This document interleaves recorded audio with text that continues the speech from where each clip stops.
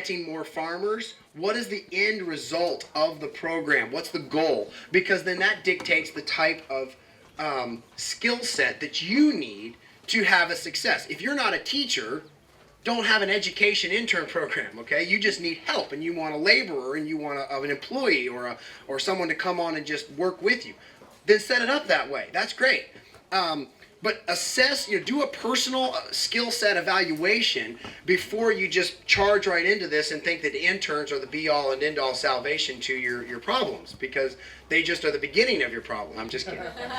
They do open another whole set. The world is, God said the world was perfect, and then he put people in it, And so you have these issues. When you involve with people, you have relationship issues, you have problems, you have marriages, you have, these things that go on.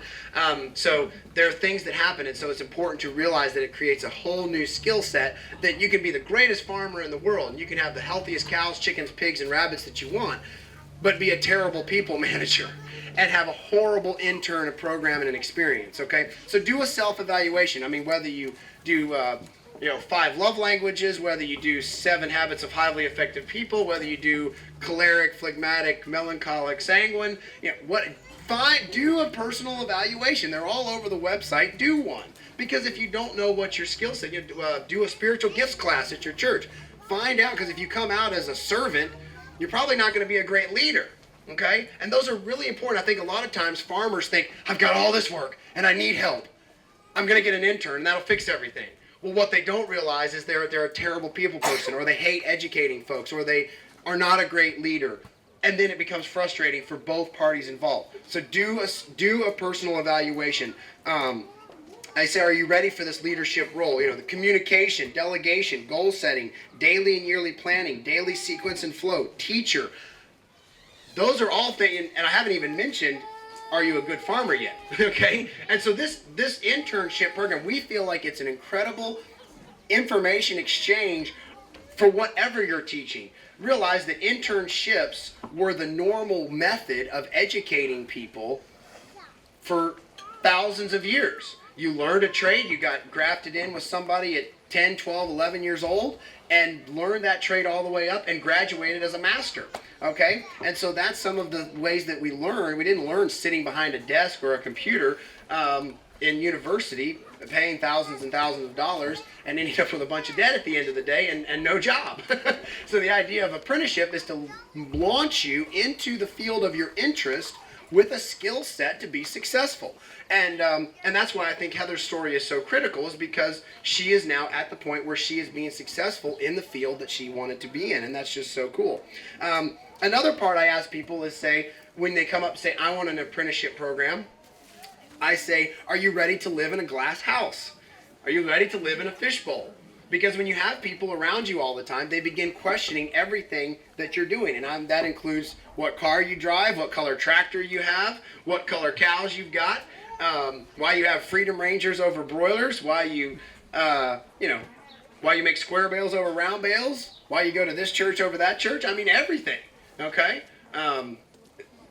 All of those things are questions, and so it's important that you have thick skin and are prepared to be living in a fishbowl mentality, because all parts of your life will be studied. So you have a plan, you have a vision, you have a goal, you've done an evaluation of your personal strengths and weaknesses. And so if you're a great farmer, and you want to have an intern program and you're not a great teacher, just find somebody who is. It doesn't mean you can't have an intern program, you just got to have a partner. And that's the important part about all of this, that I think if you take away from today, is that realize that you don't have to do it all, and that the partnerships will make it successful. Everybody's got their own strengths. Find one that best fits what you're trying to do and go forward. So how do we actually go about this process? Heather talked about it from the intern's perspective. So the way we do it on Polyface is first of all, have it systematized, and even if it's your first time, have it specific, okay? Not just come out sometime, we'll see if it works out, kind of willy-nilly, maybe it'll start now, we'll see when we're busy kind of thing, seat of your pants. Have something specific, concrete, and clear-cut, because that will automatically require that back from the applicants, okay? So have a start date, an end date, You'll notice on the Eager Farmer's website, you'll have this, you have to fill in a start date and an end date. You can't fill out the application and put an ad up without it, okay? Because we want to help you. We think that's very, very successful. So, Polyface, August 1st. First 2 weeks of August, we open up an email that says you can send your intent in to be a Polyface intern. Last time we got about 500 of those last year. Okay? We get an email back that has a questionnaire in it. Some of you are in gotten some of those. The questionnaire is about 10 questions. Remember, you have to read all these applications, so you want them fairly short. I equate it to, so they send them all back. They have a deadline to get them all back in. If they miss the deadline, sorry, no exceptions. You had 2 weeks to fill it out. I'm sorry that your computer crashed. Look, there's libraries. We live in the 21st century. Go up to a stranger, ask them to borrow their iPhone. They've probably got one. Get us the email. Then we go through them all independently. Every Salatin reads all of this stuff all the way through it. I equate it to reading a novel reading the same chapter over and over in a novel by a different author. Okay, after 500 of them, so it gets a little long. So keep the application short, to the point, and make it specific to you. One of the questions we ask is, why do you want to come to Polyface? We're trying to find out if they say, hey, we want to raise vegetables, we want to learn how to raise vegetables. Well, that's a great reason to want to come. We do some vegetables, but it's not our primary focus. So we're trying to find a correct fit. And someone who's wanting to raise a bunch of vegetables, that's not our focus at Polyface. We have a great garden, we're doing an awesome deal, but it's not what we're first in educating. So that's a good way of kind of weeding out some people that don't fully understand Polyface. So we read all these. Then we, as Heather said, we send the email back that says you're accepted to the 2-day checkout.